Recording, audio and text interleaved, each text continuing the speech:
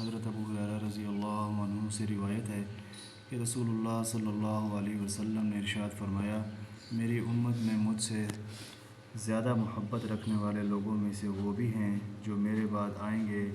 ان کی یہ آرزو ہوگی کہ کاش وہ اپنا گھر بار اور مال سب قربان کر کے کسی طرح مجھ کو دیکھ لیتے۔ حضرت ابو ہریرہ رضی اللہ عنہ سے روایت ہے کہ رسول اللہ صلی اللہ علیہ وسلم نے ارشاد فرمایا، میری امت میں مجھ سے زیادہ محبت رکھنے والے لوگوں میں سے وہ بھی ہیں جو میرے بعد آئیں گے۔ ان کی یہ آرزو ہوگی کہ کاش وہ اپنا گھر بار اور مال سب قربان کر کے کسی طرح مجھ کو دیکھ لیتے۔ اللہ پاک ہم سب کو بھی بھائی دوستو آپ صلی اللہ علیہ وسلم کی ہر سنت کو اپنانے کی توفیق نصیب فرمائے۔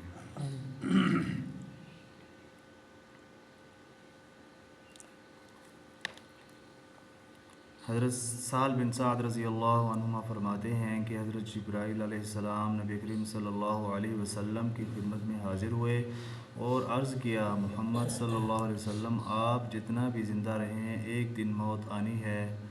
آپ جو چاہیں عمل کریں، اس کا بدلہ آپ کو دیا جائے گا۔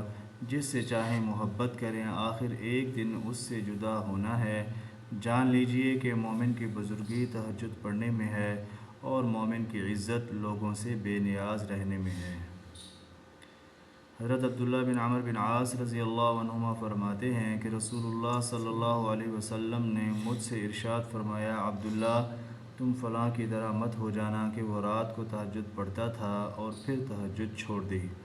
مطلب یہ ہے کہ بلا کسی عذر اپنی دینی معمول کو چھوڑنا اچھی بات نہیں۔ اللہ پاک ہم سب کو بھائی دوستو زیادہ سے زیادہ نوافل پڑھنے کی توفیق نصیب فرمائے۔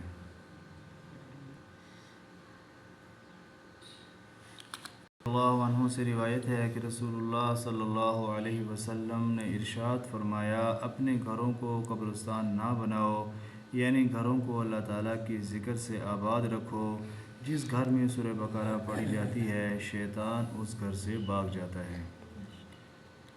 حضرت ابو ہریرہ رضی اللہ عنہ سے روایت ہے کہ رسول اللہ صلی اللہ علیہ وسلم نے ارشاد فرمایا، اپنے گھروں کو قبرستان نہ بناؤ، یعنی گھروں کو اللہ تعالیٰ کے ذکر سے آباد رکھو۔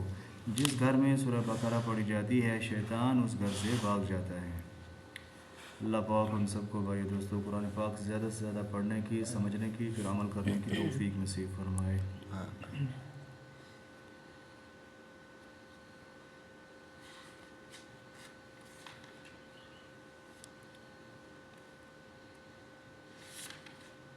حضرت حذیفہ رضی اللہ عنہ فرماتے ہیں کہ میں نے نبی کریم صلی اللہ علیہ وسلم کو یہ ارشاد فرماتے ہوئے سنا، تم سے پہلے کسی امت میں ایک آدمی تھا، جب موت کا فرشتہ اس کی روح قبض کرنے آیا اور روح قبض ہونے کے بعد وہ اس دنیا سے دوسرے عالم کی طرف منتقل ہو گیا، تو اس سے پوچھا گیا کہ تو نے دنیا میں کوئی نیک عمل کیا تھا؟ اس نے عرض کیا، میرے علم میں میرا کوئی ایسا عمل نہیں۔ اس سے کہا گیا کہ اپنی زندگی پر نظر ڈال، یعنی غور کر۔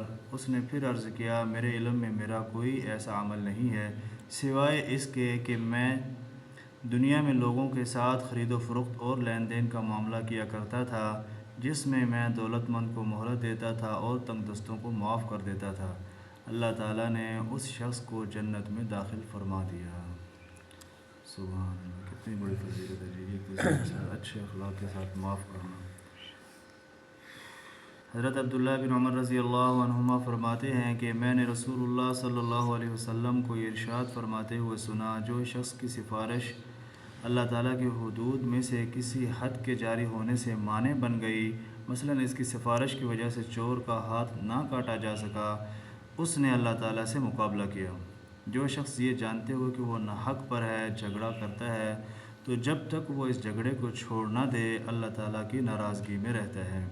اور جو شخص مومن کے بارے میں ایسی بری بات کہتا ہے جو اس میں نہیں ہے، اللہ تعالیٰ اس کو دوزخوں کی پیپ اور خون کی کیچڑ میں رکھیں گے، یہاں تک کہ اپنے بہتان کی سزا پا کر اس گناہ سے پاک ہو جائے۔ حضرت عبداللہ بن عمر رضی اللہ عنہما فرماتے ہیں کہ میں نے رسول اللہ صلی اللہ علیہ وسلم کو یہ ارشاد فرماتے ہوئے سنا، جو شخص کی سفارش اللہ تعالیٰ کی حدود میں سے کسی حد کے جاری ہونے سے مانع بن گئی، مثلاً اس کی سفارش کی وجہ سے چور کا ہاتھ نہ کاٹا جا سکا، اس نے اللہ تعالیٰ سے مقابلہ کیا۔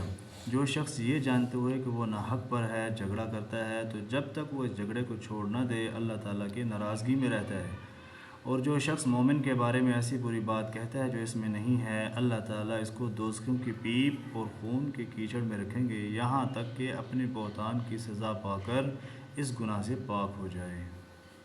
بس بھائی دوستو، اللہ پاک ہم سب کو جو کچھ پڑھا سنا اس کے اوپر صحیح معنی میں عمل کرنے کی توفیق نصیب فرمائے۔